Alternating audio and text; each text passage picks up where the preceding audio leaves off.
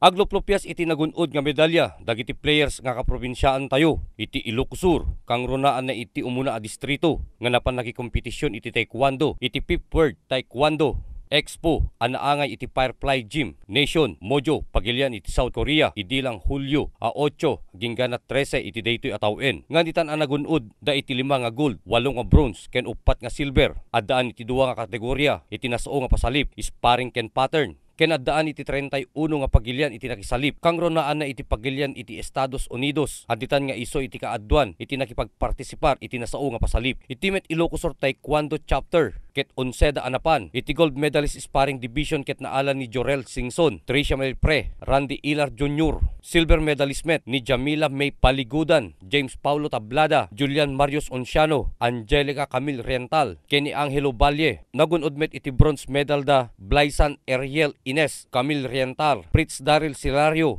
Iti Met Pattern Division ket nagunod ni Romel Singson, Kenny James Paulo Tablada, iti gold medalist.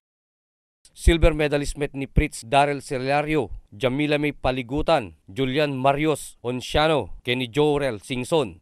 Bronze medalist met the Blysan Ariel Ines, Randy Ilar Jr., Tricia May Pre, Angelito Valle, Kenny Angelica Riental.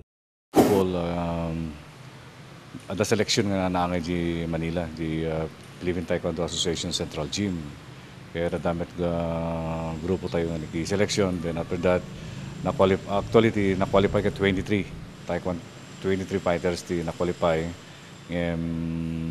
due to financial situation. Bale, nag-back out J 12, so 11 laing iti players di natuloy. Kaya dito ka na. Nakunapay ni Singson, iti daytoy nga pinangabak dakit sa anda a malipatanen, iti may sapay nga sagsaganaan dakit iti sumaruno nga pinakisalipda, iti Las Vegas, USA. Ti preparation mi kaya talagang intensive training kasi hamit nga basta-basta dati sumalian mi. Then we conduct everyday training talagang to the sparring exposures. Ta sakbay din nga sakbay nga napan kami.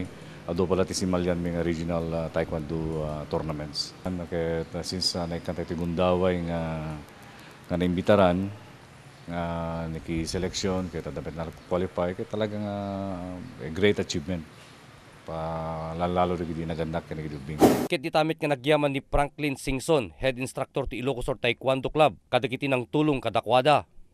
Well, nagiji sponsors mi kahit no awan suda kahit medyo narigatan siguro ti nagandak nga ng ti financial support kakas kini Governor tayo ni Governor Luis David Singson, kini Vice Governor DB ni Congressman Ryan Singson, kini may mayores nga kada munisipyo nga nang suporta nagiji